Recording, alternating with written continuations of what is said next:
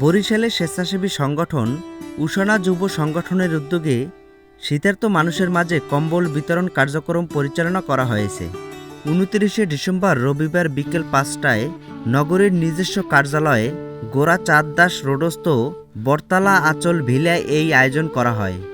অসহায় ও দুস্থ মানুষের মাঝে শীতবস্ত্র হিসেবে কম্বল তুলে দেন উষনা যুব সংগঠনের সভাপতি আয়েশা সিদ্দিকা শুভা, প্রধান উপদেষ্টা বিলকিস আহমেদ লিলি, নাজমা পারভিন শিমু, তাসলিমা আক্তার শিমুল, রাহিমা পারভিন লুনা সহ অন্যান্য সদস্যবৃন্দ।